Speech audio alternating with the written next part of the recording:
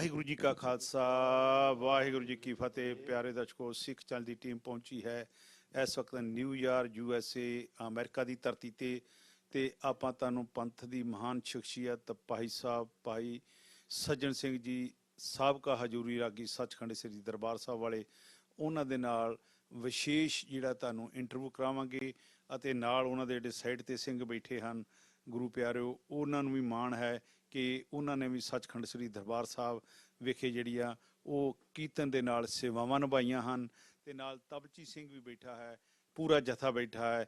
ਆਓ ਤੁਹਾਨੂੰ ਸਭ ਤੋਂ ਪਹਿਲਾਂ ਭਾਈ ਸਾਹਿਬ ਭਾਈ ਸੱਜਣ ਸਿੰਘ ਜੀ ਸਾਬਕਾ ਹਜ਼ੂਰੀ ਰਾਗੀ ਸੱਚਖੰਡ ਸ੍ਰੀ ਦਰਬਾਰ ਸਾਹਿਬ ਵਾਲਿਆਂ ਨਾਲ ਰੂਬਰੂ ਕਰਾਉਂਦੇ ਆ ਜੀ।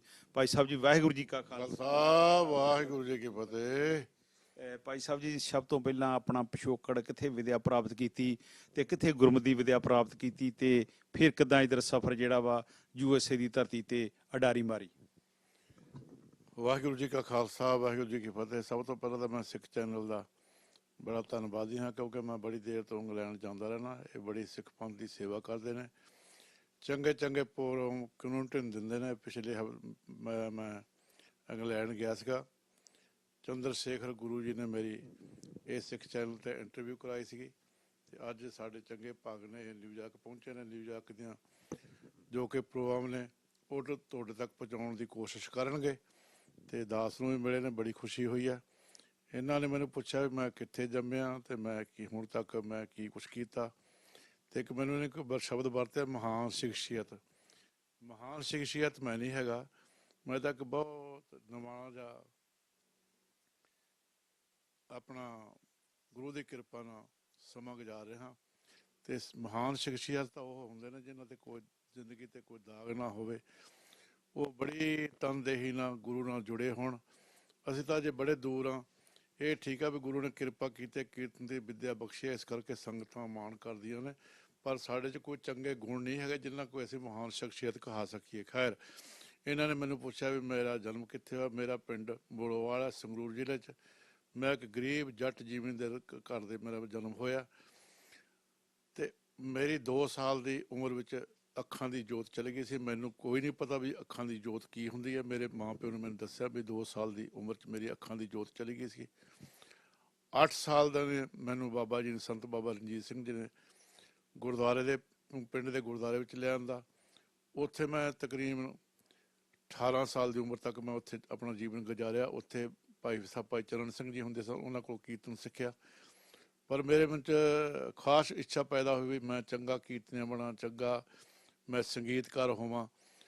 ਸੰਤ ਬਾਬਾ ਸਰਵਣ ਸਿੰਘ ਜੀ ਗੰਧਰਵ ਉਹਨਾਂ ਪਿੰਡਾਂ ਵਿੱਚ ਆਏ, ਮੈਂ ਉਹਨਾਂ ਦਾ ਕੀਰਤਨ ਸੁਣਿਆ, ਮੇਰੇ ਮਨ ਵਿੱਚ ਇੱਛਾ ਹੋਈ। ਮੈਂ ਉੱਥੋਂ ਫਿਰ ਕਪੂਰਥਲੇ ਜ਼ਿਲ੍ਹੇ 'ਚ ਡਮੇਲੀ ਆ ਗਿਆ। ਉੱਥੇ ਮੈਂ ਸੰਨ 65 ਤੋਂ ਲੈ ਕੇ ਸੰਨ 75 ਤੱਕ 10 ਸਾਲ 'ਚ ਜਿੰਨੀ ਕਿ ਮੇਰੇ ਭਾਗਾਂ ਵਿੱਚ ਵਿੱਦਿਆ ਸੀ ਉਹ ਮੈਨੂੰ ਪ੍ਰਾਪਤ ਹੋਈ।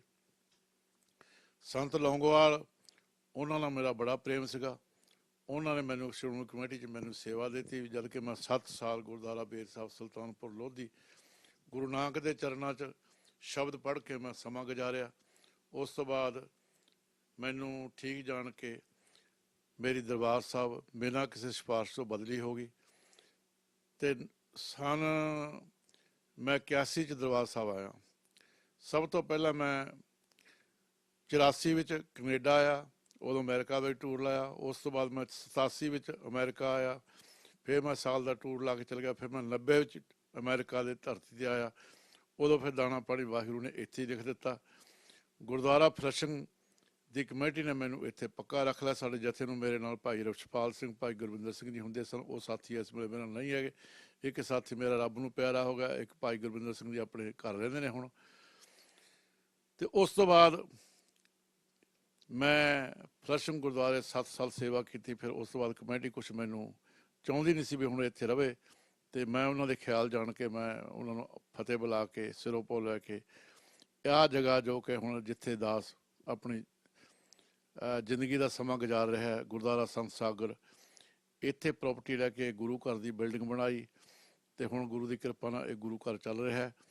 ਅਤੇ ਇਹ ਗੁਰਦੁਆਰਾ 98 'ਚ ਆਰੰਭ ਹੋਇਆ ਅਤੇ ਇਹ ਕੋਸ਼ਿਸ਼ ਹੈ ਵੀ ਇਹ ਗੁਰਦੁਆਰਾ ਅਕਾਲ ਤਖਤ ਦੀ ਮਰਜ਼ਾਦਾ ਅਨੁਸਾਰ ਚੱਲ ਰਿਹਾ ਹੈ। ਬੜੀਆਂ ਔਕੜਾਂ ਆਉਂਦੀਆਂ ਨੇ, ਬੜੀਆਂ ਮੁਸ਼ਕਿਲਾਂ ਆਉਂਦੀਆਂ ਨੇ, ਕਿਉਂਕਿ ਤੁਹਾਨੂੰ ਪਤਾ ਵੀ ਅੱਜ ਦਾ ਜਿਹੜਾ ਮਨੁੱਖ ਹੈ ਉਹ ਕਹਿੰਦਾ ਵੀ ਜੋ ਮੈਂ ਕਹਿਣਾ ਉਹ ਠੀਕ ਹੈ ਸਭ ਕੁਝ, ਬਾਕੀ ਗੁਰੂ ਦੀ ਮੱਤ ਨੂੰ ਛੱਡੋ। ਗੁਰੂ ਦੀ ਕਿਹੜੀ ਮੱਤ ਹੈ, ਵੀ ਸਾਡੀ ਮੱਤ ਉੱਚੀ ਹੈ। ਇਹੋ ਜਿਹੀਆਂ ਔਕੜਾਂ ਬੜੀਆਂ ਆਉਂਦੀਆਂ ਨੇ, ਕਿਉਂਕਿ ਜਿੱਥੇ ਹੁਣ ਹਰ ਗੁਰਦੁਆਰੇ 'ਚ ਇੱਥੇ ਨਿਊਯਾਰਕ ਦੇ ਵਿੱਚ ਕੁਰਸੀਆਂ ਲੱਗੀਆਂ ਨੇ, ਤੇ ਸਾਨੂੰ ਇੱਥੇ ਵੀ ਕੰਪੈਲ ਕਰਦੇ ਨੇ ਵੀ ਕੁਰਸੀਆਂ ਲਾਓ। ਪਰ ਅਸੀਂ ਕੋਸ਼ਿਸ਼ ਹੈ ਸਾਡੀ, ਮੈਂ ਇਸ ਪੜਾਅ 'ਤੇ ਪਹੁੰਚਿਆ ਹਾਂ ਵੀ ਭਾਈ ਜਿੰਨਾ ਚਿਰ ਅਕਾਲ ਤਖਤ ਦੀ ਮਰਜ਼ਾਦਾ ਨਾਲ ਗੁਰੂ ਘਰ ਚੱਲੂਗਾ ਉਹਨਾਂ ਚਿਰ ਹੀ ਗੁਰੂ ਘਰ ਦੀ ਸੇਵਾ ਕਰਨੀ ਹੈ। ਜੇ ਤੁਸੀਂ ਧੱਕਾ ਕਰੋਗੇ ਸਾਡਾ ਕੋਈ ਉਜਰ ਨਹੀਂ, ਅਸੀਂ ਬਿਲਕੁਲ ਨਹੀਂ ਤੁਹਾਡੇ ਨਾਲ ਲੜਨਾ, ਕੋਈ ਲੜਾਈ ਨਹੀਂ, ਕੋਈ ਝਗੜਾ ਨਹੀਂ। ਅਸੀਂ ਗੁਰੂ ਘਰ ਤੋਂ ਬਾਹਰ ਹੋ ਜਾਵਾਂਗੇ, ਤੁਸੀਂ ਕੁਰਸੀਆਂ ਲਾ ਲਓ, ਪਰ ਅਕਾਲ ਤਖਤ ਦੀ ਮਰਜ਼ਾਦਾ ਤੋਂ ਉੱਠ ਨਹੀਂ ਜਾਣਾ। ਆਪਾਂ ਬਾਬਾ ਜੀ ਇਹ ਵੀ ਨਹੀਂ ਕਹਿ ਸਕਦੇ ਕਿ ਨਿਊਯਾਰਕ ਦੇ ਵਿੱਚ ਸਾਰੇ ਹੀ ਗੁਰੂ ਘਰਾਂ ਦੇ ਵਿੱਚ ਜਿਹੜੀਆਂ ਕੁਰਸੀਆਂ ਲੱਗੀਆਂ ਵਾ, ਕਿਉਂਕਿ ਬਹੁਤ ਗੁਰੂ ਘਰਾਂ ਦੇ ਵਿੱਚ ਅਸੀਂ ਵੀ ਗਏ ਹਾਂ ਤੇ ਬੜੇ ਉਹ ਵੀ ਜਿਹੜੀ ਮਰਿਆਦਾ ਨੂੰ ਮੰਨਦੇ ਆ। ਕੀ ਕਹਿਣਾ ਚਾਹੋਗੇ? ਬਹੁਤ ਗੁਰੂ ਘਰ ਬਚੇ ਹੋਣਗੇ ਜਿਨ੍ਹਾਂ 'ਚ ਕੁਰਸੀਆਂ ਨਹੀਂ ਲੱਗੀਆਂ, ਕਿਉਂਕਿ ਉਹਨਾਂ ਦੇ ਮਨ ਦਾ ਇਹ ਖਿਆਲ ਹੈ ਵੀ ਜੇ ਅਸੀਂ ਇਹ ਕੁਰਸੀਆਂ ਨਾ ਲਾਈ ਤੇ ਇੱਥੇ ਦੀ ਸੰਗਤ ਟੁੱਟ ਜੂਗੀ, ਸੰਗਤ ਆਉਣੋਂ ਹਟ ਜੂਗੀ। ਪਰ ਮੈਂ ਕਹਿੰਦਾ ਵੀ ਹਰ ਗੱਲ ਮਰਜ਼ਾਦਾ ਅਨੁਸਾਰ ਹੋਣੀ ਚਾਹੀਦੀ ਹੈ। ਤੁਸੀਂ ਮੈਨੂੰ ਦੱਸੋ ਵੀ ਕਿਹੜੇ ਗੁਰਦੁਆਰੇ 'ਚ ਕੁਰਸੀਆਂ ਨਹੀਂ ਲੱਗੀਆਂ? ਜਿਹੜੇ ਗੁਰੂ ਘਰ ਜਿੱਥੇ ਸੰਗਤ ਪੂਰੀ ਜਾਂਦੀ ਹੈ ਉੱਥੇ ਦੱਸੋ ਕਿੱਥੇ ਨਹੀਂ ਲੱਗੀਆਂ? ਮੈਂ ਖਿਮਾ ਦਾ ਜਾਚਕ ਇਸ ਕਰਕੇ ਵੀ ਮੈਨੂੰ ਇਸ ਗੱਲ ਦੀ ਬਹੁਤ, ਮੈਂ ਤਾਂ ਇਹ ਗੱਲ ਸ਼ੁਰੂ ਕੀਤੀ, ਮੈਨੂੰ ਇਸ ਗੱਲ ਦੀ ਬਹੁਤ ਵੱਡੀ ਪ੍ਰੋਬਲਮ ਆ ਰਹੀ ਹੈ। ਤੇ ਇਸ ਕਰਕੇ ਤਕਰੀਬਨ ਗੁਰੂ ਘਰਾਂ 'ਚ ਕੁਰਸੀਆਂ ਲੱਗੀਆਂ ਨੇ, ਬੈਂਚ ਲੱਗੇ ਪਿੱਛੇ ਬੈਠਣ ਵਾਸਤੇ। ਉਹਦਾ ਕੋਈ ਜਿੱਦਾਂ ਹੁਣ ਗੁਰੂ ਘਰ ਜਦੋਂ ਬਣਦਾ ਉਹਦਾ ਕੋਈ ਸਾਧਨ ਹੋਰ ਵੀ ਸਕਦਾ, ਜਿਸ ਤਰ੍ਹਾਂ ਇੰਗਲੈਂਡ ਥੱਲੇ ਲੈਂਟਰ ਪਾ ਕੇ ਉੱਥੇ ਕੀਤਾ ਹੈ ਪ੍ਰਬੰਧ, ਇੱਦਾਂ ਦੇ ਪ੍ਰਬੰਧ ਹੋ ਸਕਦੇ ਨੇ ਜੇ ਗੁਰਮਤ ਅਨੁਸਾਰ ਕਰੀਏ। ਸਾਡਾ ਇੱਥੇ ਵੀ ਅਸੀਂ ਹੁਣ ਤਕਰੀਬਨ ਸਾਡੇ ਸਾਲ ਭਰ ਮੀਟਿੰਗ ਚੱਲਦੀ ਰਹੀ ਇਸ ਸੰਬੰਧ ਵਿੱਚ। ਅਸੀਂ ਹੁਣ ਇਸ ਐਂਡ 'ਤੇ ਪਹੁੰਚੇ ਵੀ ਦੇਖੋ ਵੀ ਅਸੀਂ ਜਿਸ ਧਰਤੀ 'ਤੇ ਰਹਿਣਾ ਉਹਦੇ ਅਨੁਸਾਰ ਵੀ ਚੱਲਣਾ ਪੈਣਾ। ਅਸੀਂ ਗੁਰੂ ਦੀ ਮਰਜ਼ਾਦਾ ਨੂੰ ਮੁੱਖ ਰੱਖਣਾ। ਅਸੀਂ ਉਹਦਾ ਪ੍ਰਬੰਧ ਕੀਤਾ ਵੀ ਅਸੀਂ ਇੱਦਾਂ ਕਰਕੇ ਹੈਂਡੀਕੈਪਟ ਲਈ ਪ੍ਰਬੰਧ ਕਰਾਂਗੇ। 5 ਫੁੱਟ ਦੀ ਕੰਧ ਕਰਕੇ 3 ਫੁੱਟ ਦੀ ਕੰਧ ਥੱਲੇ ਤੇ ਉਹਦੇ ਉੱਪਰ 2.5 ਫੁੱਟ ਸ਼ੀਸ਼ਾ। ਉਹ ਸ਼ੀਸ਼ਾ ਉਹ ਲਾਉਣਾ ਜਿਹੜਾ ਅੰਦਰ ਬੈਠਾ ਬਾਹਰ ਦੇਖ ਸਕੇ ਤੇ ਬਾਹਰੋਂ ਅੰਦਰ ਨਾ ਦੇਖ ਸਕੇ। ਉਹਦੇ ਅੰਦਰ ਅਸੀਂ ਹੈਂਡੀਕੈਪਟ ਲਈ ਬਣਾਉਣ ਦਾ ਕੋਸ਼ਿਸ਼ ਕਰਦੇ ਹਾਂ। ਇਹ ਸਾਰੇ ਗੁਰੂ ਘਰਾਂ ਨੇ ਪਹਿਲਾ ਮਰਜ਼ਾਦਾ ਹੈ, ਬਾਕੀ ਗੱਲਾਂ ਫੇਰ ਨੇ। ਸੋ ਬਾਬਾ ਜੀ ਉਹਨਾਂ ਨੇ ਬੜੀ ਵਧੀਆ ਗੱਲ ਕੀਤੀ ਆ ਕਿ ਮਰਿਆਦਾ ਸਭ ਤੋਂ ਜ਼ਰੂਰੀ ਆ। ਕਿ ਵੇਖੋ ਕਿ ਗੋਂਦਵਾਲ ਸਾਹਿਬ ਅਕਬਰ ਬਾਦਸ਼ਾਹ ਆਇਆ, ਬਾਬਰ ਵਰਗੇ ਆਏ, ਉਹਨਾਂ ਵੀ ਪੰਗਤ ਦੇ ਵਿੱਚ ਬੈਠ ਕੇ ਜਿਹੜਾ ਵਾ ਪ੍ਰਸ਼ਾਦਾ ਛਕਿਆ।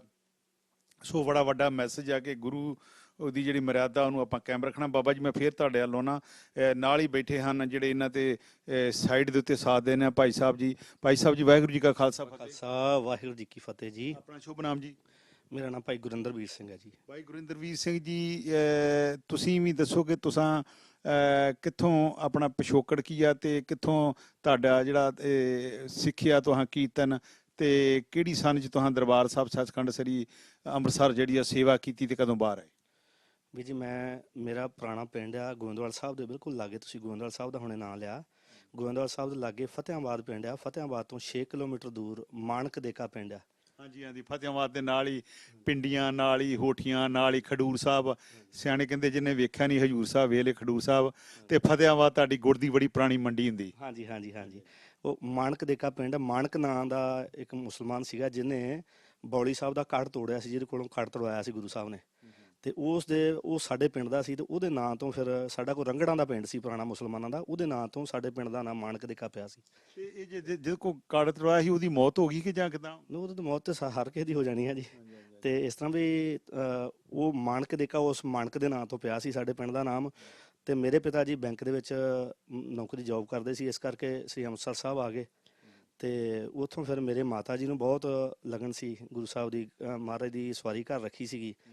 ਤੇ ਬਹੁਤ ਮਤਲਬ ਸਵੇਰੇ ਸ਼ਾਮ ਮਾਤਾ ਜੀ ਸਾਡੇ ਜਿਹੜਾ ਨਿਤਨੇਮ ਕਰਦੀ ਸੀ, ਸਾਨੂੰ ਇਸ ਪਾਸੇ ਜੋੜਿਆ। ਸ਼ੁਰੂ ਤੋਂ ਬਚਪਨ ਤੋਂ ਹੀ ਮੈਨੂੰ ਫਿਰ ਲਗਨ ਸੀ ਇਸ ਨਾਮ ਦੀ। ਤੇ ਸਹੀ ਮੈਨੂੰ 2004 ਦੇ ਵਿੱਚ ਮੇਰੀ ਜੌਬ ਦਰਬਾਰ ਸਾਹਿਬ ਦੇ ਵਿੱਚ ਮੈਨੂੰ ਮਿਲੀ। ਪਹਿਲਾਂ ਜੌਬ ਮਿਲੀ। ਜੌਬ ਮਿਲਦਿਆਂ ਗੁਰਦੁਆਰਾ ਆਲਮਗੀਰ ਸਾਹਿਬ ਮੈਂ ਸੇਵਾ ਕੀਤੀ ਲੁਧਿਆਣੇ। ਤੇ 5 ਦੇ ਵਿੱਚ 6 ਦੇ ਵਿੱਚ ਫਿਰ ਮੈਂ 2006 ਦੇ ਵਿੱਚ ਮੈਨੂੰ ਅੰਮ੍ਰਿਤਸਰ ਮੇਰੀ ਬਦਲੀ ਹੋ ਗਈ। ਤੇ 2006 ਤੋਂ ਲੈ ਕੇ ਫਿਰ ਤਕਰੀਬਨ ਲਗਾਤਾਰ 2017 ਤੱਕ ਮੈਂ ਦਰਬਾਰ ਸਾਹਿਬ ਸੱਚਖੰਡ ਸ੍ਰੀ ਹਰਿਮੰਦਰ ਸਾਹਿਬ ਸੇਵਾ ਕੀਤੀ ਜੀ।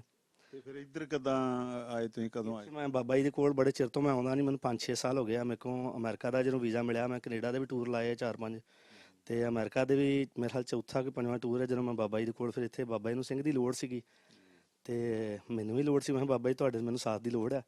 ਤੇ ਬਾਬਾ ਜੀ ਨੂੰ ਲੋੜ ਸੀ, ਮੈਂ ਇਸ ਕਰਕੇ ਆ ਕੇ ਇੱਥੇ ਬਾਬਾ ਜੀ ਕੋਲ ਟਿਕ ਗਿਆ ਜੀ। ਸੋ ਵੇਖੋ ਗੁਰ ਕੀ ਸੇਵਾ ਸੋ ਕਰੇ ਜੇ ਸਾਬ ਕਰਾਵੇ। ਸੇਵਾ ਇਹਨਾਂ ਨੂੰ ਮਿਲੀ ਜਿਹੜੀ ਆ ਸੱਚਖੰਡੀ ਦਰਬਾਰ ਸਾਹਿਬ ਤੇ ਮੁੜ ਕੇ ਸੇਵਾ ਇੱਥੇ ਕਰਨੀ ਸੀ ਬਾਬਾ ਜੀ ਹੁਣਾਂ ਦੇ ਨਾਲ। ਤੇ ਹੁਣ ਨਾਲ ਹੀ ਜਿਹੜੇ ਆ ਇਹਨਾਂ ਦੇ ਤਬਲਚੀ ਸਿੰਘ ਜਿਹੜੇ ਆ ਉਹ ਵੀ ਇਹ ਸੇਵਾਵਾਂ ਨਿਭਾ ਰਹੇ ਆ, ਉਹਨਾਂ ਨਾਲ ਵੀ ਆਪਾਂ ਬਾਅਦ 'ਚ ਜਾਣੇ ਆ।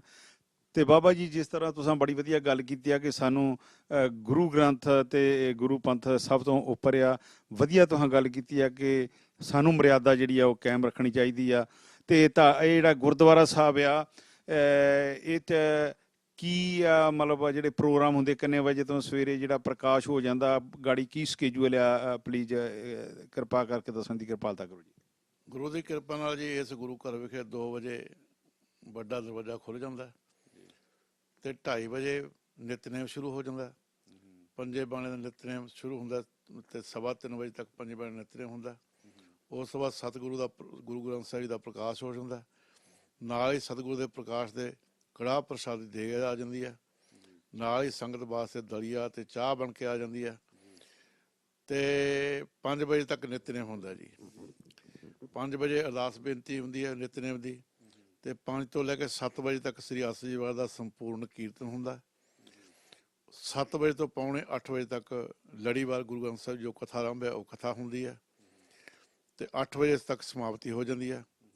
ਸ਼ਾਮ ਦਾ ਹੁੰਦਾ ਜੀ ਰੋਜ਼ 5:30 ਤੋਂ ਤਕਰੀਬਨ 8 ਵਜੇ ਤੱਕ ਸੋਦਰ ਦੀ ਚੌਂਕੀ, ਪਹਿਲਾਂ ਫਿਰ ਰਹਿ ਰਾਸ ਦਾ ਪਾਠ, ਫਿਰ ਸ਼ਬਦ ਕੀਰਤਨ, ਆਰਤੀ ਕੀਰਤਨ, ਫਿਰ ਸੂਰਜ ਪ੍ਰਤਾਪ ਦੀ ਲੜੀਵਾਰ ਕਥਾ ਹੁੰਦੀ ਹੈ। ਇਹ ਰੋਜ਼ ਦਾ ਨਿਤਨੇਮ ਹੈ।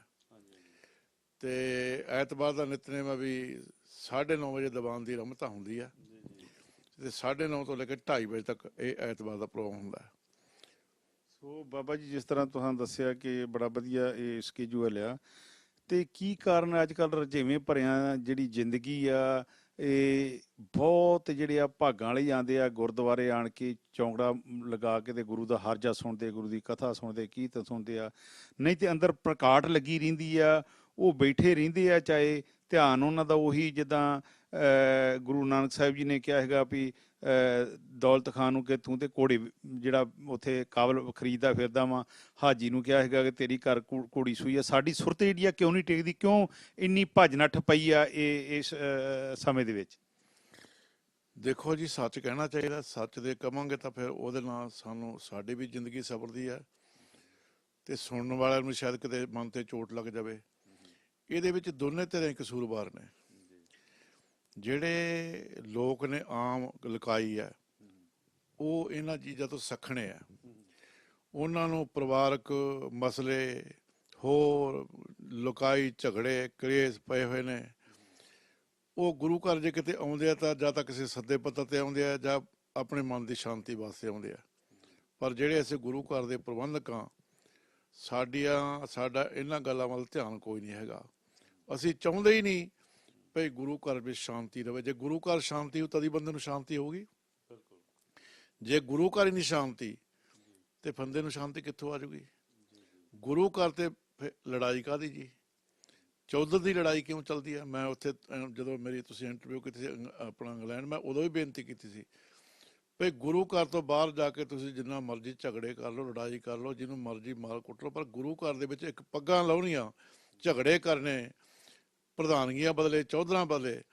ਭਾਵੇਂ ਮੈਨੂੰ ਇਸ ਬਾਰੇ ਕਈ ਵਾਰ ਨਹੀਂ ਚੰਗਾ ਸਮਝਦੇ, ਪਰ ਮੈਂ ਸੱਚੀ ਗੱਲ ਕਹਿਣੋਂ ਨਹੀਂ ਹਟਦਾ ਤੇ ਨਾ ਹੀ ਹਟਣਾ ਜਿੰਨਾ ਚਿਰ ਮੇਰੀ ਜ਼ਿੰਦਗੀ ਹੈ। ਜ਼ਿਆਦਾ ਕਸੂਰ ਸਾਡੇ ਪ੍ਰਬੰਧਕਾਂ ਦਾ, ਜ਼ਿਆਦਾ ਕਸੂਰ ਸਾਡੇ ਰਾਗੀ ਗ੍ਰੰਥੀਆਂ ਦਾ ਵੀ ਹੈਗਾ। ਇਹ ਇਕੱਲੇ ਪ੍ਰਬੰਧਕਾਂ ਦਾ ਨਹੀਂ, ਸਾਰੇ ਇਹ ਅਸੀਂ ਜਿਹੜੀ ਨਾ ਸਾਡੀ ਇੱਕ ਸ਼੍ਰੇਣੀ ਹੈ ਰਾਗੀ ਗ੍ਰੰਥੀ, ਕਸੂਰ ਸਾਡਾ ਵੀ ਜ਼ਿਆਦਾ ਹੈ। ਤੁਸੀਂ ਕਦੀ ਦੇਖਿਓ ਸਾਡੇ ਗ੍ਰੰਥੀਆਂ ਰਾਗੀਆਂ ਦੇ, ਮੈਂ ਖੁਦ ਆਪਣੇ ਤੋਂ ਸ਼ੁਰੂ ਕਰਦਾ ਹੁੰਦਾ। ਜਦੋਂ ਮੈਂ ਇੱਥੇ ਸੈੱਟ ਹੋਇਆ, ਮੇਰੇ ਦੋਨੇ ਸਾਥੀ ਕਹਿਣ ਲੱਗੇ ਵੀ ਅਸੀਂ ਤੁਹਾਡੀ ਅੱਜ ਤੱਕ ਹਰ ਗੱਲ ਮੰਨੀ ਹੈ, ਇਹ ਗੱਲ ਤੁਸੀਂ ਸਾਡੀ ਮੰਨ ਲਓ ਵੀ ਤੁਸੀਂ ਇੱਥੇ ਸੈੱਟ ਹੋ ਜਾਓ। ਮੈਂ ਸੈੱਟ ਨਹੀਂ ਸੀ ਹੋਣਾ ਚਾਹੁੰਦਾ। ਮੈਂ ਉਹਨੂੰ ਕਿਹਾ, ਮੈਂ ਕਿਹਾ ਦੇਖੋ ਤੁਸੀਂ ਮੇਰੇ ਛੋਟੇ ਵੀਰ ਹੋ, ਸੈੱਟ ਮੈਂ ਹੋ ਜਾਣਾ ਪਰ ਤੁਹਾਡੀ ਜ਼ਿੰਦਗੀ ਖਰਾਬ ਹੋ ਜਾਣੀ ਆ।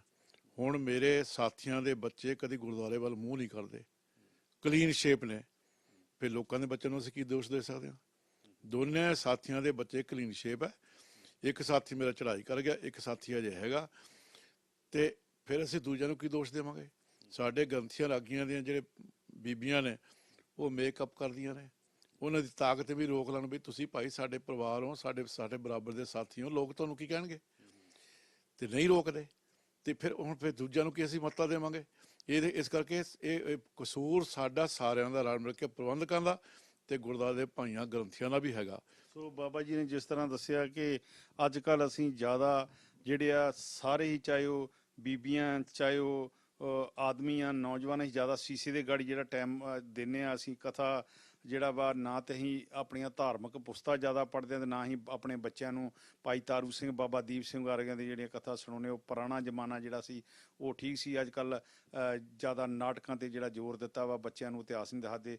ਗੁਰਦੇਵ ਮਾਤਾ, ਗੁਰਦੇਵ ਪਿਤਾ, ਕਿਤੇ ਨਾ ਕਿਤੇ ਮਾਂ ਪਿਓ ਦਾ ਵੀ ਜਿਹੜਾ ਕਸੂਰ ਆ। ਅਤੇ ਭਾਈ ਸਾਹਿਬ ਜੀ, ਜਿਸ ਤਰ੍ਹਾਂ ਬਾਬਾ ਜੀ ਹੁਣਾਂ ਨੇ ਦੱਸਿਆ ਕਿ ਕਿਤੇ ਨਾ ਕਿਤੇ ਸਿਆਣੇ ਕਹਿੰਦੇ ਆ ਕਿ ਆਪਣੀ ਪੀੜ੍ਹੀ ਥੱਲੇ ਸੋਟਾ ਫੇਰਨਾ ਚਾਹੀਦਾ। ਬਾਬਾ ਜੀ ਨੇ ਬੜੀਆਂ ਖਰੀਆਂ ਗੱਲਾਂ ਸੁਣਾਈਆਂ ਕਿ ਕਿਤੇ ਨਾ ਕਿਤੇ ਸਾਡੀ ਜਿਹੜੀ ਜਮਾਤ ਆ ਕਥਾ ਕੀਰਤਨਾਂ ਦੀ, ਉਹ ਵੀ ਕਿਤੇ ਨਾ ਕਿਤੇ ਦੋਸ਼ੀ ਆ ਇਸ ਕੰਮ ਦੇ ਵਿੱਚ। ਕਿਉਂਕਿ ਆਮ ਜਿਹੜਾ ਵਾ ਜਦੋਂ ਕੋਈ ਕਥਾਕਾਰ ਕੀਰਤਨ ਲਈ ਸੱਦਦਾ, ਪਹਿਲਾਂ ਹੀ ਕਹਿੰਦੇ ਆ ਸਾਨੂੰ ਇੰਨੇ ਪੈਸੇ ਦਿਓ। ਇਹਦਾ ਮਤਲਬ ਆ ਸੰਗਤਾਂ ਇਹ ਕਹਿੰਦੇ ਆ ਸੌਦੇਬਾਜ਼ੀ ਹੋ ਜਾਂਦੀ ਆ। ਜਿਹੜਾ ਗੁਰੂ ਦੇ ਸ਼ਬਦ ਨਾਲ ਪਿਆਰ ਕਰਦਾ ਉਹਨੂੰ ਤੇ ਮਾਇਆ ਜਿਹੜੀ ਆ ਧੱਕੇ ਮਾਰ ਮਾਰ ਆਉਂਦੀ ਆ। ਤੁਸੀਂ ਕੀ ਕਹਿਣਾ ਚਾਹੋਗੇ? ਇਹਦੇ ਬਾਰੇ ਇਹੀ ਕਹਿਣਾ ਚਾਹਾਂਗਾ ਜੀ, ਜਿਹੜਾ ਗੁਰੂ ਘਰ ਦੇ ਵਿੱਚ ਕੀਰਤਨ ਕਰਦਾ, ਮਾਇਆ ਦੀ ਤੁਹਾਨੂੰ ਕਦੀ ਥੋੜ੍ਹ ਨਹੀਂ ਰਹਿੰਦੀ। ਜਦੋਂ ਅਸੀਂ ਰਾਗੀ ਸਿੰਘ, ਵਾਕਈ ਬਾਬਾ ਜੀ ਨੇ ਜੋ ਗੱਲਾਂ ਕਹੀਆਂ ਬਿਲਕੁਲ ਸਹੀ ਕਹੀਆਂ। ਰਾਗੀ ਸਿੰਘ ਇੱਥੋਂ ਬਹੁਤ ਪਰਾਂ ਤੁਰ ਜਾਂਦੇ ਹੁਣ, ਹਨਾ। ਵੇਖੋ, ਜਿਹੜਾ ਗੁਰੂ ਘਰ ਦੇ ਵਿੱਚ ਜਦੋਂ ਤੁਸੀਂ ਕੀਰਤਨ ਕਰ ਰਹੇ ਹੋ, ਜਦੋਂ ਤੁਹਾਨੂੰ ਨਾਮ ਬਾਣੀ ਦਾ ਤੁਹਾਨੂੰ ਗੁਰੂ ਸਾਹਿਬ ਨੇ ਦਾਤ ਬਖਸ਼ਤੀ, ਇਹ ਤੋਂ ਵੱਡੀ ਹੋਰ ਕੋਈ ਦਾਤ ਨਹੀਂ ਹੈ। ਜਦੋਂ ਹਾਂਜੀ, ਇੱਕ ਇਹ ਵੀ ਆ ਕਿ ਜਦੋਂ ਪੱਕੇ ਹੋ ਜਾਂਦੇ ਆ, ਵੇਖੋ ਬਾਬਾ ਜੀ, ਮੈਂ ਤੁਹਾਨੂੰ ਪੁੱਛਦਾ, ਜਦੋਂ ਪੱਕੇ ਇੱਥੇ ਹੋ ਜਾਂਦੇ ਆ ਰਾਗੀ ਢਾਡੀ, ਤੇ ਵੇਖੋ ਗੁਰੂ ਕਿਰਪਾ ਕਰਦਾ, ਗੁਰੂ ਦੇ ਸ਼ਬਦ ਕਰਕੇ ਹੀ ਪੱਕੇ ਹੁੰਦੇ, ਗੁਰੂ ਦਾ ਹਰ ਜਸ ਕੀਰਤਨ ਕਰਕੇ ਹੀ, ਤੇ ਮੁੜ ਕੇ ਉਹ ਕੀਰਤਨ ਵੀ ਛੱਡ ਦਿੰਦੇ ਆ, ਆਪਣਾ ਕਥਾ ਵੀ ਛੱਡ ਦਿੰਦੇ ਆ। ਇਹਦਾ ਕੀ ਕਾਰਨ ਆ? ਪਹਿਲਾਂ ਤਾਂ ਜਿਹੜੀ ਤੁਸੀਂ ਕਹਿੰਦੇ ਸੌਦਾ ਕਰਦੇ ਆ, ਉਹਦੇ ਬਾਰੇ ਪਹਿਲਾਂ ਤੁਹਾਨੂੰ ਮੈਂ ਜਵਾਬ ਦੇ ਲਵਾਂ। ਜਿੱਦਾਂ ਹੁਣ ਮੈਂ ਆ, ਮੈਨੂੰ ਤਾਂ ਬਿਲਕੁਲ ਸਬਰ ਕਰਨਾ ਚਾਹੀਦਾ, ਸਦਕੇ 'ਤੇ ਰਹਿਣਾ ਚਾਹੀਦਾ, ਕਿਉਂਕਿ ਮੈਂ ਕਿਸੇ ਧੀ ਤੋਰਨੀ ਤੇ ਨੂੰਹ ਲਿਆਉਣੀ ਨਹੀਂ। ਜਿਹੜੇ ਕੀਰਤਨੀ ਹੈ ਜਾਂ ਗ੍ਰੰਥੀ ਵਿਆਹੇ ਬਰੇ ਆ, ਉਹ ਉਹਨਾਂ ਦੇ ਬੱਚੇ ਵੀ ਚਾਹੁੰਦੇ ਅਸੀਂ ਚੰਗੇ ਸਕੂਲਾਂ 'ਚ ਪੜ੍ਹੀਏ, ਅਸੀਂ ਚੰਗਾ ਸਾਡੇ ਘਰ 'ਚ ਫਰਨੀਚਰ ਹੋਵੇ, ਸਾਡਾ ਕੋਲ ਚੰਗਾ ਘਰ ਹੋਵੇ। ਹੁਣ ਫਿਰ ਇਹ ਮਾਇਆ ਤਾਂ ਲੋੜ ਹੈਗੀ ਆ ਨਾ। ਮਾਇਆ ਪ੍ਰਬੰਧਕਾਂ ਨੂੰ ਦੇਖੋ ਕੋਟਾਂ 'ਚ ਖਰਚਣ ਲੱਗਿਆ ਪਰਵਾਹ ਨਹੀਂ ਕਰਦੇ, ਪਰ ਰਾਗੀਆਂ ਗ੍ਰੰਥੀਆਂ ਨੂੰ ਹੱਥ ਘੁੱਟਦੇ ਆ। ਜਥੇ ਨੂੰ ਅੱਜ ਹੀ ਮੇਰੀ ਕਿਸੇ ਨੇ ਜਥੇ ਨਾਲ ਗੱਲ ਹੋ ਰਹੀ ਸੀ। ਮੈਂ ਕਿਹਾ ਤੁਸੀਂ ਕਿੱਥੇ ਕੀਰਤਨ ਕਰਦੇ? ਫਲਾਣੇ ਗੁਰਦੁਆਰੇ। ਮੈਂ ਕਿਹਾ ਵੀ ਉੱਥੇ ਤੁਹਾਨੂੰ ਕੀ ਭੇਟਾਂ ਦਿੰਦੇ? ਕਹਿੰਦੇ ਕੋਈ ਭੇਟਾਂ ਨਹੀਂ ਦਿੰਦੇ ਮਹੀਨੇ ਦੀ, ਕੋਈ ਭੇਟਾਂ ਨਹੀਂ, ਮਹੀਨਾ ਕੀਰਤਨ ਕਰਾ ਕੇ। ਤੇ ਫਿਰ ਕੀ ਕਰਨ ਵਿਚਾਰੇ? ਉਹਨਾਂ ਨੂੰ ਅਸੀਂ ਲਾਲਚ ਹੁੰਦਾ ਕਿਸੇ ਦੇ ਹੱਕ ਤੇ ਛਾਪਾ ਮਾਰਨਾ। ਜਿਹੜੀ ਕਿਰਤ ਹੈ ਸਾਡੀ ਵੀ ਇੱਕ ਕੀਰਤਨ ਕਿਰਤ ਹੈਗੀ ਹੈ, ਲੋਭ ਲਾਲਚ ਨਹੀਂ ਕਰਨਾ ਚਾਹੀਦਾ। ਇਹਨੂੰ ਅਸੀਂ ਲੋਭ ਲਾਲਚ ਨਹੀਂ ਕਹਿੰਦੇ। ਜੇ ਹੁਣ ਪ੍ਰਬੰਧਕ ਦੇਣ ਨਾ ਤੇ ਰਾਗੀ ਗ੍ਰੰਥੀ ਮੰਗਣ ਨਾ, ਇੱਕੋ ਮਿੰਟ ਤੁਹਾਡਾ ਮੈਂ ਜਾਇਆ ਕਰਾਂ। ਇੱਥੇ ਜਸਵੀਰ ਸਿੰਘ ਪੌਂਟੇ ਸਾਹਿਬ ਵਾਲਾ ਆਇਆ ਸੀਗਾ, ਕਾਫੀ ਚਿਰ ਹੋ ਗਿਆ। ਉਹ ਗੁਰਦੁਆਰਾ ਰਿਚਮੰਡ ਕੀਰਤਨ ਕਰਦਾ ਸੀਗਾ। ਬਾਬਾ ਮੱਖਣ ਸ਼ਾਹ ਲਵਾਣਾ ਕਿਸੇ ਦਾ ਆਨੰਦਕਾਰ ਸੀ। ਉਹ ਵਿਆਹ ਵਾਲੇ ਕਹਿੰਦੇ ਅਸੀਂ ਉਹ ਤੋਂ ਆਨੰਦਕਾਰ ਕਰਾਉਣੇ ਆ। ਕਹਿਣ ਲੱਗੇ ਵੀ ਸਾਡੇ ਕੋਲ ਜਥਾ ਬਹੁਤ ਵਧੀਆ ਹੈ, ਵੀ ਇਹ ਫਿਰ ਇਹਦੇ ਮਨ ਤੇ ਨਹੀਂ ਜੀ, ਸਾਨੂੰ ਨਹੀਂ ਪਤਾ, ਅਸੀਂ ਆਨੰਦ ਕਾਰਜ ਉਹਦੇ ਕੋਲੋਂ ਕਰਾਉਣੇ ਆ। ਚਲੋ ਕਹਿੰਦੇ ਵੀ ਕਰਾ ਲਓ, ਠੀਕ ਹੈ। ਉਹਨੂੰ ਬੁਲਾ ਲਿਆ, ਆਨੰਦ ਕਾਰਜ ਹੋ ਗਿਆ। ਜਦੋਂ ਉਹਨੇ ਲਿਫਾਫਾ ਖੋਲ੍ਹਿਆ ਤੇ ਵਿੱਚੋਂ ਲਿਫਾਫੇ ਦੇ 51 ਡਾਲਰ ਨਿਕਲੇ। ਉਹ ਕਹਿੰਦਾ ਦੇਖੋ ਤੁਸੀਂ ਮੇਰਾ ਪ੍ਰੋਗਰਾਮ ਛਡਾ ਕੇ, ਉਹ ਕਹਿੰਦੇ ਜੀ ਦੇਖੋ ਤੁਹਾਨੂੰ ਸਿੱਧਾ ਉਹਨਾਂ ਨੇ ਬੁਲਾਇਆ, ਸਿੱਧੇ ਗੱਲ ਅੱਗੇ ਜੀ ਤੁਸੀਂ, ਉਹ ਕਹਿੰਦਾ ਤੂੰ ਲਾਲਚ ਕਰਦਾ, ਇਹਦਾ ਕੀ ਮਤਲਬ? ਕਹਿੰਦਾ ਮੇਰੀ ਕੀ ਕਿਰਤ ਹੈ। ਹੁਣ ਫਿਰ ਬੰਦਾ ਉੱਥੇ ਕਰੂਗਾ ਤਾਂ ਕੀ ਕਰੂਗਾ? ਹਾਂ, ਇਹ ਗੱਲ ਜ਼ਰੂਰੀ ਹੈ ਵੀ ਸਾਡੇ ਰਾਗੀਆਂ ਗ੍ਰੰਥੀਆਂ ਨੂੰ ਆਪਣੀ ਪੋਜੀਸ਼ਨ ਜ਼ਰੂਰ ਦੇਖਣੀ ਚਾਹੀਦੀ, ਅਸੀਂ ਕਰਦੇ ਕੀ ਹਾਂ, ਸਾਡਾ ਕੰਮ ਕੀ ਆ, ਉਹਦੇ ਮੁਤਾਬਕ ਉਹਨਾਂ ਨੂੰ ਵੀ ਢਲਣਾ ਚਾਹੀਦਾ। ਹੁਣ ਤੁਸੀਂ ਦੇਖੋਗੇ ਜਿਹੜੇ ਸਾਡੇ, ਮੈਂ ਤੁਹਾਨੂੰ ਪਹਿਲੇ ਬੇਨਤੀ ਕੀਤਾ, ਜਿਹੜੇ ਸਾਡੇ ਕਸੂਰ ਹੈ ਨਾ, ਉਹ ਸਾਨੂੰ ਵੀ ਆਪਣੇ ਆਪ ਨੂੰ ਸੁਧਾਰਨਾ ਚਾਹੀਦਾ। ਅਸੀਂ ਜਿਹੜੇ ਕੀਰਤਨੀ ਹੈ, ਕਥਾਵਾਚਕ ਹੈ, 5 ਮਿੰਟ ਪਹਿਲਾਂ ਆਉਣਾ, ਜਿਸ ਵੇਲੇ ਸਾਡਾ ਪ੍ਰੋਗਰਾਮ ਖਤਮ ਹੋ ਗਿਆ ਉਸ ਵੇਲੇ ਗੁਰਦੁਆਰੇ 'ਚ ਭੱਜਣਾ, ਜਿੱਦਾਂ ਇੱਥੇ ਅੱਗ ਲੱਗੀ ਹੁੰਦੀ ਹੈ। ਨਾ ਕੋਈ ਕੀਰਤਨੀਆਂ ਬੈਠ ਕੇ ਸੁਣ ਕੇ ਰਾਜੀ ਹੈ, ਨਾ ਕੋਈ ਕਥਾ ਸੁਣ ਕੇ ਰਾਜੀ ਹੈ। 1 ਮਿੰਟ ਬੈਠਣ ਲਈ ਤਿਆਰ ਨਹੀਂ ਹੈਗਾ। ਉਹਦਾ ਕਾਰਨ ਹੈ ਵੀ ਜੇ ਹੁਣ ਅਸੀਂ ਨਹੀਂ ਬਾਣੀ ਸੁਣ ਸਕਦੇ, ਅਸੀਂ ਲੋਕਾਂ ਨੂੰ ਕੀ ਫਿਰ ਮੱਤ ਦੇਵਾਂਗੇ? ਇਸੇ ਲਈ ਸਾਡਾ ਅਸਰ ਨਹੀਂ ਲੋਕਾਂ 'ਤੇ ਪੈਂਦਾ। ਮੈਂ ਤੁਹਾਨੂੰ ਪਹਿਲਾਂ ਬੇਨਤੀ ਕੀਤੀ ਹੈ, ਇਹ ਕਸੂਰਵਾਰ ਸਾਰੇ ਹੀ ਅਸੀਂ। ਜਿੰਨੇ ਚਿਰ ਸਾਰਾ ਇਹ ਸੁਧਾਰ ਨਹੀਂ ਨਾ ਹੁੰਦਾ, ਉਹਨਾਂ ਚਿਰ ਅਸੀਂ ਇੱਦਾਂ ਹੀ ਠੋਕਰਾਂ ਖੜੇ, ਕਿਉਂਕਿ ਖੁਆਰ ਹੋਏ ਸਭ ਮਿਲੇਂਗੇ, ਬਚੇ ਸ਼ਰਨ ਜੋ ਹੋਵੇ। ਸੋ ਜਿਸ ਤਰ੍ਹਾਂ ਬਾਬਾ ਜੀ ਉਹਨਾਂ ਨੇ ਦੱਸਿਆ ਕਿ ਬਾਬਾ ਬੁੱਢਾ ਜੀ ਵਾਲੀ ਪਦਵੀ ਆ, ਕਥਾ ਕੀਰਤਨੀਆਂ ਦੀ ਆਪਾਂ ਮਾਣ ਕਰਦੇ ਆ, ਸਾਨੂੰ ਕਰਨਾ ਵੀ ਚਾਹੀਦਾ। ਪਰ ਕਿਤੇ ਨਾ ਕਿਤੇ ਜਿਹੜਾ ਵਾ ਇਹਨਾਂ ਨੂੰ ਵੀ ਅਣਗੌਲਿਆਂ ਜਿਹੜਾ ਕੀਤਾ ਜਾ ਰਿਹਾ ਵਾ ਕਿ ਜੇ ਇੱਕ ਗੁਰੂ ਘਰ ਦਾ ਵਜ਼ੀਰ ਜਾਂ ਕਥਾਕਾਰ ਕੀਰਤਨੀਆ ਕੋਈ ਗੱਡੀ ਲੈ ਲੇ ਤੇ ਆਪਾਂ ਕਹਿ ਦਿੰਦੇ ਲਿਆਓ ਬਾਬੇ ਨੇ ਗੱਡੀ ਲੈ ਲਈ, ਜਾਂ ਕੋਈ ਚੰਗਾ ਕੱਪੜਾ ਵੀ ਪਾ ਲਏ ਬਾਬੇ ਨੇ ਪਾਇਆ, ਕੀ ਗੱਲ ਇਹ ਆਮ ਜਿਹੜੇ ਆ ਫਿਰ ਉਸ ਬਾਬੇ ਜੀ ਕਹਿ ਦਿੰਦੇ ਕੀ ਗੱਲ ਅਸੀਂ ਬੰਦੇ ਨਹੀਂ। ਸੋ ਕਿਤੇ ਨਾ ਕਿਤੇ ਇਹਨਾਂ ਨਾਲ ਵੀ ਧੱਕਾ ਹੋ ਰਿਹਾ। ਕੀ ਕਾਰਨ ਹੈ ਕਿ ਇਹਨਾਂ ਨੂੰ ਇਹਨਾਂ ਦਾ ਜਿਹੜਾ ਬਣਦਾ ਹੱਕ ਵੀ ਨਹੀਂ ਮਿਲਦਾ? ਜਿਸ ਤਰ੍ਹਾਂ ਤੁਸੀਂ ਹੁਣੇ ਗੱਲ ਸੁਣਾਈ ਆ ਭਾਈ ਜਸਬੀਰ ਸਿੰਘ ਦੀ, ਕੀ ਕਾਰਨ ਆ ਕਿ ਇਹਨਾਂ ਜਿਹੜਾ ਵਾ ਸਭ ਤੋਂ ਇਹਨਾਂ ਦਾ ਜ਼ਿਆਦਾ ਮਾਣ ਕਰਦੇ ਆ ਤੇ ਸਭ ਤੋਂ ਘੱਟ ਤਨਖਾਹਾਂ? ਕੀ ਕਾਰਨ ਬਾਬਾ ਜੀ? ਉਹਦਾ ਕਾਰਨ ਹੈ ਵੀ ਸਾਡੀ, ਮੈਂ ਉਹ ਜਿਹੜਾ ਹੁਣ ਤੁਹਾਨੂੰ ਬੇਨਤੀ ਕੀਤੀ, ਮੈਂ ਜਸ਼ਨ ਕਹਾਂ ਤੁਸੀਂ ਉੱਥੇ ਕੀਰਤਨ ਕਿਉਂ ਕਰਦੇ ਹੋ? ਕਸੂਰ ਵੀ ਤੁਹਾਡਾ ਵੀ ਕਸੂਰ ਹੈ। ਜਦ ਤੁਹਾਡਾ ਮਾਣ ਹੀ ਨਹੀਂ ਇੱਥੇ ਹੁੰਦਾ ਤੇ ਤੁਸੀਂ ਉੱਥੇ ਕੀਰਤਨ ਕਿਉਂ ਕਰਦੇ ਹੋ? ਫਿਰ ਛੱਡੋ ਤੁਸੀਂ, ਮਾਨ ਨੂੰ ਕੋਈ ਮੱਤ ਆਵੇ। ਬਸ ਐਸੀਆਂ ਉਹ ਸਾਡੀਆਂ ਵੀ ਮਜਬੂਰੀਆਂ, ਇਹਨਾਂ ਦੀਆਂ ਮਜਬੂਰੀਆਂ। ਕਾਰਨ ਇਹ ਹੈ ਵੀ ਅਸੀਂ ਸਟੈਂਡ ਨਹੀਂ ਲੈ ਸਕਦੇ। ਅਸੀਂ, ਸਾਡਾ ਯਕੀਨ ਹੀ ਹੈ ਨਹੀਂ ਸ਼ਬਦ ਤੇ ਵੀ ਕੋਈ ਨਹੀਂ, ਜੇ ਸਾਡਾ ਇੱਥੇ ਮਾਣ ਨਹੀਂ, ਸਾਨੂੰ ਇਹ ਸ਼ਬਦ ਭੇਟ ਨਹੀਂ ਦਿੰਦੇ, ਫਿਰ ਠੀਕ ਹੈ, ਸਾਨੂੰ ਵੀ ਨਹੀਂ ਬਹੁਤਾ ਥੱਲੇ ਗਿਰਨਾ ਚਾਹੀਦਾ।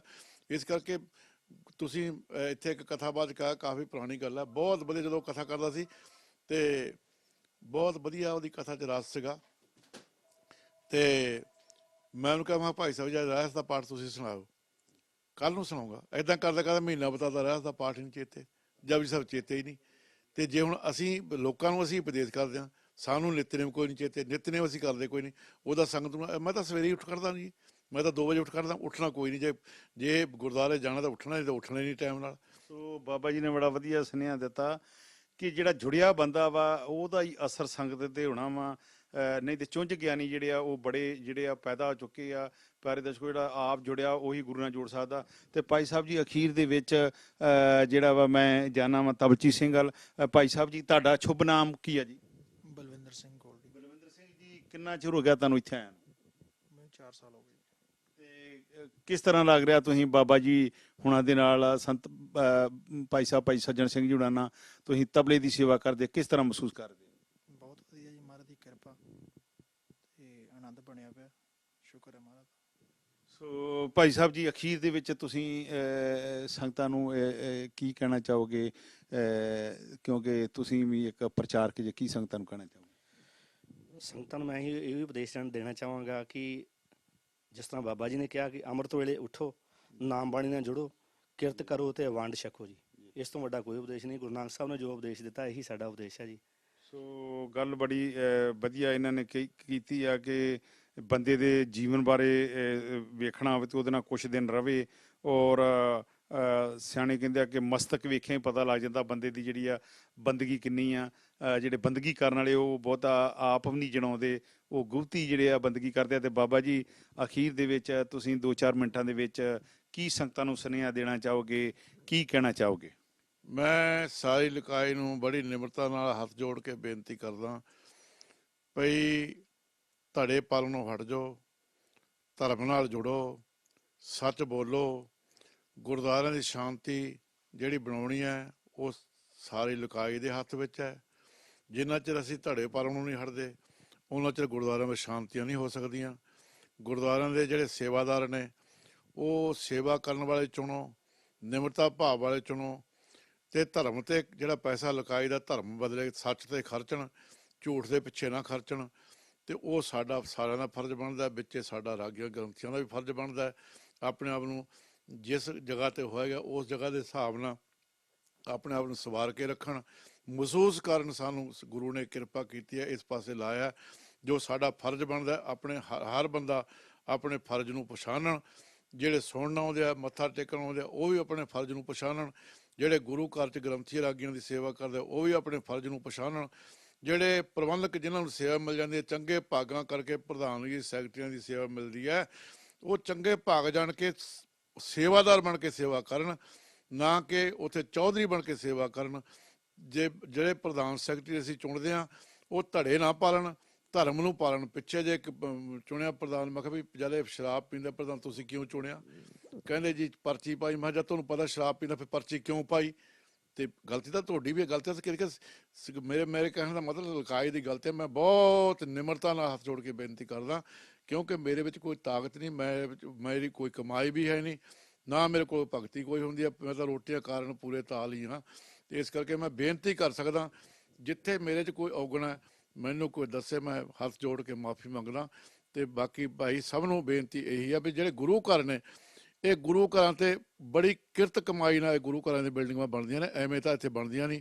ਤੇ ਹਰ ਬੰਦੇ ਦੀ ਇੱਕ ਇੱਕ ਡਾਲਰ ਵੀ ਕਿਰਤ ਵਿੱਚੋਂ ਲਾਇਆ ਜਾਂਦਾ ਹੈ। ਪਰ ਇਹ ਗੁਰੂ ਘਰਾਂ ਦੀ ਸ਼ਾਂਤੀ ਸਾਡੇ ਹੱਥ ਵਿੱਚ ਹੈ, ਗੁਰੂ ਘਰਾਂ ਦੇ ਪ੍ਰਬੰਧਕਾਂ ਦੇ ਹੱਥ ਵਿੱਚ ਹੈ, ਇਹ ਲੋਕਾਂ ਦੇ ਹੱਥ ਵਿੱਚ ਹੈ। ਬਾਬਾ ਜੀ ਜਿਹੜੇ ਕਬਜ਼ਾ ਕਰਕੇ ਬਹਿ ਜਾਂਦੇ ਆ 2-4 ਸਾਲ ਤੇ ਹੋਇਆ, ਜਿਹੜੇ ਮੁੜ ਕੇ ਹਟਦੇ ਨਹੀਂ ਗੇ। ਸੰਗਤਾਂ ਜੇ ਬਣਾਉਣ ਜਾਂਦੀਆਂ ਤੇ ਸੰਗਤਾਂ ਲਾਉਣ ਵੀ ਜਾਣਦੀਆਂ, ਜਿਹੜੇ ਆਪਣਾ ਗੁਰਦੁਆਰੇ ਨੂੰ ਆਪਣੀ ਪ੍ਰਾਪਰਟੀ ਬਣਾ ਕੇ ਬਹਿ ਜਾਂਦੇ ਆ ਤੇ ਮੁੜ ਕੇ ਕਚਹਿਰੀਆਂ ਦੇ ਵਿੱਚ ਜਿਹੜੇ ਕੇਸ ਆ ਤੇ ਲੱਖਾਂ ਰੁਪਏ ਜਿਹੜੇ ਆ ਲਾ ਦਿੰਦੇ ਆ, ਉਹਨਾਂ ਬਾਰੇ ਜਿਹੜਾ ਤੁਸੀਂ ਕੀ ਕਹਿਣਾ ਚਾਹੋਗੇ? ਮੈਂ ਤਾਂ ਸਾਰਾ ਕੁਝ ਹੀ ਕਹਤਾ ਜੀ ਵੀ ਮੈਂ ਤਾਂ ਬਈ ਮਤਲਬ ਇਹ ਕੁਝ ਨਹੀਂ ਹੋਣਾ ਚਾਹੀਦਾ। ਉਹ ਜਿਹੜੇ ਕਬਜ਼ਾ ਕਰਕੇ ਬਹਿੰਦੇ ਨਾ ਜੀ, ਉਹ ਸਾਡੇ ਲੋਕਾਂ ਦਾ ਕਸੂਰ ਹੈ। ਲੋਕ ਉਹਨਾਂ ਨੂੰ ਨਾ ਮਤਲਬ ਕਬਜ਼ਾ ਕਰਾਉਂਦੇ ਆ, ਉਹਨਾਂ ਦੇ ਪੱਖ ਵਿੱਚ ਖੜਦੇ ਆ। ਤੁਸੀਂ ਇੱਥੋਂ ਨਹੀਂ, ਤੁਸੀਂ ਸ਼੍ਰੋਮਣੀ ਕਮੇਟੀ ਤੋਂ ਲੈ ਕੇ ਹੁਣ ਇੱਥੇ ਤੱਕ ਦੇਖ ਲਓ ਜੋ ਕੁਝ ਹੋ ਰਿਹਾ। ਸ਼੍ਰੋਮਣੀ ਕਮੇਟੀ 'ਚ ਕੀ ਹੋ ਰਿਹਾ, ਉੱਥੇ ਵੀ ਇਹੀ ਕੁਝ ਹੋ ਰਿਹਾ। ਮਤਲਬ ਜਿਹੜੀ ਮਾਇਆ ਸਹੀ ਪਾਸੇ ਨਹੀਂ ਲੱਗਦੀ। ਦਰਬਾਰ ਸਾਹਿਬ 'ਚ ਇੰਨਾ ਗੁਰੂ ਰਾਮਦਾਸ ਦੇ ਚਰਨਾਂ 'ਚ ਮਾਇਆ ਡਿੱਗਦੀ ਆ, ਉਹ ਸਾਰੀ ਕਿਤੇ ਚੰਗੇ ਪਾਸੇ ਲੱਗੇ ਤੇ ਅਸੀਂ ਤਾਂ ਗਰੀਬ ਬੱਚਿਆਂ ਨੂੰ ਕਿਤੇ ਹਰ ਗਰੀਬ ਪਰਿਵਾਰ ਦੇ ਬੱਚਿਆਂ ਨੂੰ ਪੜ੍ਹਾ ਸਕਦੇ ਹਾਂ, ਪਰ ਉਧਰ ਕੋਈ ਧਿਆਨ ਨਹੀਂ। ਜੇ ਸਕੂਲ ਵੀ ਖੋਲ੍ਹਿਆ, ਉੱਥੇ ਚੰਗੀਆਂ ਫੀਸਾਂ ਰੱਖੀਆਂ ਨੇ, ਗਰੀਬ ਬੱਚਿਆਂ ਦਾ ਵੱਲ ਤਾਂ ਕਿਸੇ ਦਾ ਧਿਆਨ ਹੀ ਹੈ ਨਹੀਂ, ਨਾ ਗਰੀਬ ਪਰਿਵਾਰ ਦਾ ਕਿਸੇ ਦਾ ਧਿਆਨ ਹੈ। ਤੇ ਇਸ ਕਰਕੇ ਇਹ ਸਾਰੇ ਹੀ ਜਿਹੜੇ ਕਬਜ਼ੇ ਕਰਕੇ ਬਹਿੰਦੇ ਆ, ਇਕੱਲੇ ਕਬਜ਼ੇ ਕਰਨ ਵਾਲਿਆਂ ਦਾ ਕਸੂਰ ਨਹੀਂ, ਉਹ ਤੋਂ ਵੱਡਾ ਕਸੂਰ ਸਾਡੇ ਲੋਕਾਂ ਦਾ। ਬਿਲਕੁਲ ਜੀ, ਬਿਲਕੁਲ। ਜਿਸ ਤਰ੍ਹਾਂ ਬਾਬਾ ਜੀ ਉਹਨਾਂ ਨੇ ਦੱਸਿਆ, ਗੁਰੂ ਪਿਆਰੋ ਜਿਹੜਾ ਸੱਚਾ ਸੁੱਚਾ ਸੇਵਕ ਆ, ਚਾਹੇ ਉਹ ਪ੍ਰਧਾਨ ਆ ਚਾਹੇ ਉਹ ਸੈਕਟਰੀ ਆ, ਉਹ ਪਹਿਲਾਂ ਹੀ ਤਿਆਰੀ ਕਰਦਾ ਵਾ, ਜਿਹੜਾ ਜੁੜਿਆ ਵਾ ਕਿ ਮੈਂ ਇਹ ਸੇਵਾ ਬੜੀ ਕਰ ਲਈ ਆ, ਉਹ ਹੋਰ ਨੌਜਵਾਨਾਂ ਨੂੰ ਅੱਗੇ ਲਿਆਈਏ। ਪਰ ਜਿਹੜੇ ਕਬਜ਼ਾ ਨਹੀਂ ਕਿ ਛੱਡਦੇ, ਮਾਫ ਕਰਨਾ, ਜੇ ਸੰਗਤ ਬਣਾਉਣ ਜਾਣਦੀ ਆ ਤੇ ਸੰਗਤ ਲਾਉਣ ਵੀ ਜਾਣਦੀ ਆ। ਗੁਰਦੁਆਰੇ 'ਚ ਤਾਈਓ ਸ਼ਾਂਤੀ ਰਹਿ ਸਕਦੀ ਆ ਜੇ ਆਪਾਂ ਸੰਗਤ ਦੀ ਮੰਨੀਏ। ਸੰਗਤ ਨੂੰ ਸਭ ਤੋਂ ਵੱਡਾ ਉੱਚਾ ਦਰਜਾ ਦਿੱਤਾ ਵਾ ਗੁਰੂ ਪਿਆਰਿਓ। ਸੋ ਇਹੀ ਆਪਾਂ ਹੱਸਦੇ ਰਹੀਏ, ਵਸਦੇ ਰਹੀਏ। ਇਹ ਤਾਦੀ ਹੋ ਸਕਦਾ ਗੁਰੂ ਦਾ ਆਪਾਂ ਲੜ ਫੜੀਏ, ਖੰਡੇ ਬਾਟੇ ਦਾ ਅੰਮ੍ਰਿਤ ਛਕ ਕੇ ਪੰਜਾਂ ਬਾਣੀਆਂ ਦਾ ਖੰਡਾ ਖੜਕਾਈਏ। ਇਹ ਸੀ ਸਪੈਸ਼ਲ ਇੰਟਰਵਿਊ ਭਾਈ ਸਾਹਿਬ ਭਾਈ ਸੱਜਣ ਸਿੰਘ ਜੀ, ਹਜੂਰੀ ਰਾਗੀ ਸੱਚਖੰਡ ਸ੍ਰੀ ਦਰਬਾਰ ਸਾਹਿਬ, ਤੇ ਨਾਲ ਉਹਨਾਂ ਦੇ ਸਾਥੀ। ਇੱਥੇ ਹੀ ਆਪਾਂ ਸਮਾਪਤੀ ਕਰਦੇ ਹਾਂ ਜੀ। ਹੋਈਆਂ ਭੁੱਲਾਂ ਚੁੱਕਾਂ ਦੀ ਮਾਫੀ। ਵੇਖਦੇ ਰਹਿਣਾ ਆਪਣਾ ਪਿਆਰਾ ਪਿਆਰਾ ਸਿੱਖ ਚੈਨਲ। ਵਾਹਿਗੁਰੂ ਜੀ ਕਾ ਖਾਲਸਾ, ਵਾਹਿਗੁਰੂ ਜੀ ਕੀ ਫਤਿਹ।